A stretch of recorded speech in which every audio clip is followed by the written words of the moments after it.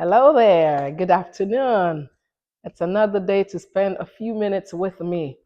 Thank you for coming along today. Last week we talked about, last week my speech was actually directed at Gen Z and millennials, appealing to you guys to change your attitude towards us, your parents. Today, I would like to speak to mothers. Over the course of the past week, I had two friends, mothers, call me. I got a call on Friday and I got a call on yesterday, Saturday. And I just want to encourage mothers. I've talked one of the shows that I talked about the fact that as a teenager I was rebellious, and I talk about this quite a bit too. I tell my children, I sit them down, you know what? I was rebellious. I did this, I did that. Not that I'm proud of it. But you know, when you're at that age, you just think you're living life. One of the things that I did, I remember when I was 17 and my mom corrected me. I was like, oh, I'm 17. I know what I'm doing. Excuse you?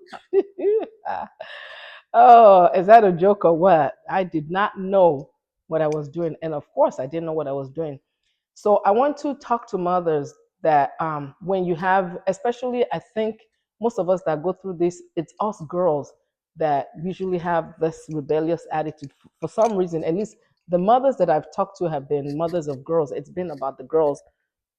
I just want to encourage us. One thing that I know helped me is the fact that I get on my knees. I remember way back a long time ago, I read the book by Stormy Omashian, and it's The Power of a Praying Parent. When I read it, I wasn't as ingrained in my Christian walk like I am now. So when I read it, I did use the prayer points that she stated in the book, and I understood what she meant. But now that I'm more spiritually awake, I don't have to be taught how to pray for my children, and I don't have to be told to pray for my children. So, in essence, what I'm saying is anything that you see in your children, please get on your knees. What I've done is I've called the name of that child and I've said, and we did dedicate our children to God. So I use that and I say, you were dedicated to God. It is God that answers prayers. I call the name, I say, I summon you in the supernatural realm. I place you on this altar. This is what I want to see. This is what I want to see. You will hear my voice because I'm the one that birthed you. You will not hear negative voices. And that has worked for me. And by God's grace, it will continue to work for me. So I would like to encourage mothers. It's not a good place to be when we have children that are rebellious, children that when we correct them, they don't want to listen, children that are, we use the word stubborn. So, but this is the other thing. When I look at my life, I said as a teenager, I was rebellious. So I just tell myself, no, it's not going to be a repeat in any of my children's lives. And I'll say, I break this generational pattern. And honestly, it's easy for us to it's hurtful, it's painful. And so it's easy for us to assume and say, you know what, this child is this child is that. Please don't do that. I want to encourage you. Please don't do that. As much as you might be hurting, it might be painful. Don't say anything negative, please. I met a man. Well, I didn't just meet him. I've always known him. But incidentally, about a week ago, we spoke deeply and he spoke about his daughter. It's like every sentence it was raining curses on that girl. I had to keep saying, please, sir, don't say that. Please, sir, don't say that. You could tell he was very hurt. And the worst thing a parent can do is curse their children. Yes, as children, I remember some of the things that I did too. And, I could have been cursed, but I prayed that my mother didn't curse me. It's a place of ignorance that would do those things. So, again, I would like to please plead with us. When you're hurting, pray instead of saying something negative. The other thing that I inferred from the conversation that I had with this man is the fact that children too, we have to sit them down, and there's some ignorance there.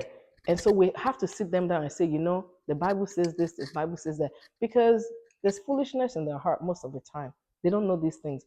So we as parents, we need to teach them the right things so that they would know. Yes, they might be going through youthful exuberance, but they'll go through it cautiously.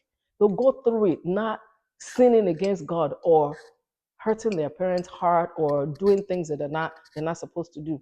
The other thing that I want to talk about is Sometimes us parents too, we don't know it. Like we're trying to raise kids the way we were raised. This generation, they know how to push back. Our generation didn't push back. And because they push back, sometimes we're like, I'm the parent, you have to do it my way. Please don't do that. Sit your child down and have a decent discussion with them instead of saying, no, I'm the parent here. Yes, you're the parent. God has given you the grace to be the parent, but it doesn't mean that it's what I say or the highway. Listen to them, come to an agreement. The Bible says, can two work together except they agree? If you guys don't agree, then you may not be able to work together.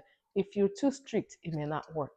So I would like to appeal to us parents to kind of simmer down, to kind of relax a little bit so that we won't all be bumping heads. Okay, so today we talked about my appeal to mothers, saying that I know what you're going through. I've gone through some of that before too. But what I did, what helped me is, or what worked for me, helped me, was getting on my knees and praying. So I'd like to continue to encourage us parents to pray for our children, not to curse our children. Thank you for coming along this week. Don't forget to hit the like button, the subscribe button, and share. Please comment if this has helped you. Thank you.